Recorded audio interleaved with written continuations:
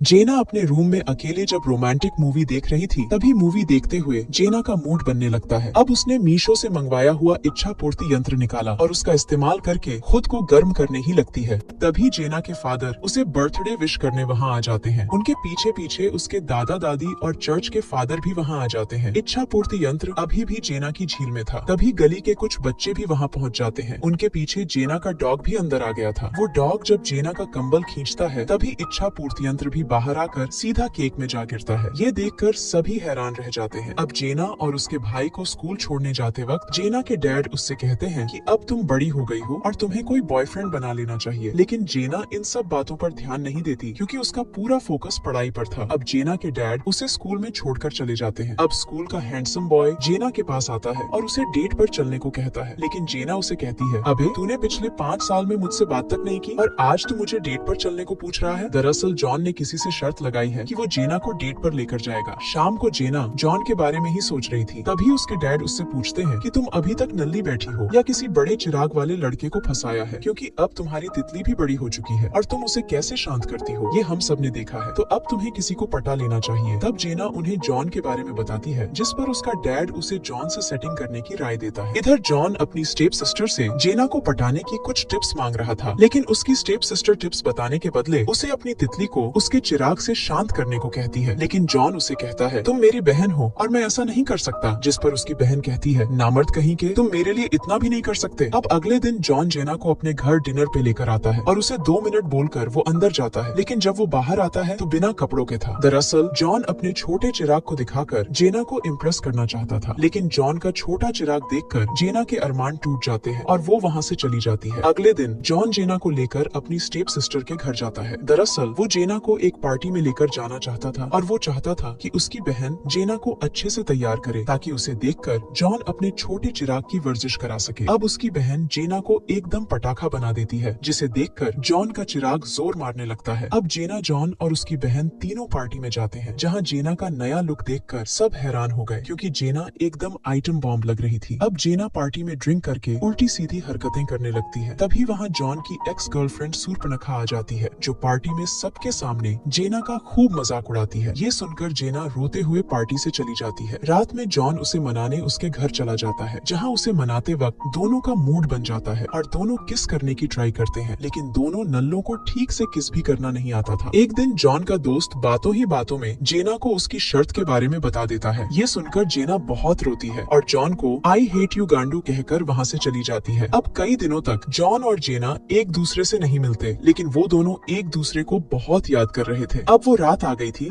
जिसके लिए जॉन ने शर्त लगाई थी, मतलब प्रोम क्वीन चुनने वाली पार्टी। यहाँ जॉन का फ्रेंड जेना को अपने साथ लेकर आता है और जॉन अपनी स्टेप सिस्टर को। अब जेना जॉन के फ्रेंड के साथ मटक मटक कर नाचने लगती है। ये देखकर जॉन की जल जाती है और वो भी अपनी बहन के साथ नाचने लगता है। दोनों एक दूसरे को जलाने की कोशिश करने लगते हैं। तभी जॉन की ठरकी बहन उसे किस कर लेती है, जिसे देखकर जेना को अच्छा नहीं लगता और वो वहाँ से चली जाती है। अब स्कूल के प्रिंसिपल वहाँ आकर जॉन को प्रोम किंग के रूप में चुनते हैं। अब बारी आती है प्रोम क्वीन चुनने की, जिस पर जॉन की एक्स को लगता है कि उसे प्रोम क्वीन बनाया जाएगा, लेकिन ऐसा नहीं होता। प्रिंसिपल 2 नल्लियों को प्रोम क्वीन बना देता है। फिर वो दोनों नल्लियां जॉन से चिपकने लगती है। ये देखकर जेना जॉन के फ्रेंड के साथ वहाँ से भाग जाती है। अब जॉन भी उसके पीछे जाने लगता है। तभी रास्ते में जॉन का एक नल्ला दोस्त उसे बताता है कि जेना होटल में अपनी तितली को गीला करवाने गई है। जॉन जैसे ही होटल में पहुँचता है तो उसे पलंग तोड़ने की जोर जोर की आवाज सुनाई देती है। वो जैसे ही अंदर जाता है तो देखता है कि उसकी एक्स और उसका नल्ला फ्रेंड काम क्रिया कर रहे होते हैं और उसकी एक्स का बॉयफ्रेंड उनकी वीडियो बना रहा था। जॉन गुस्से में आकर तीनों को खूब धोता है। अब जॉन भागते हुए जेना के घर पहुंचता है, जहां जेना के डैड उसे बताते हैं कि जेना लंदन जा रही है और अभी एयरपोर्ट पर होगी। अब जॉन जेना के पास पहुंचकर उसे अपने दिल की बात बता देता है। अब दोनों एक दूसरे को किस करने लगते हैं और इसी सीन के साथ मूवी का एंड हो जाता है।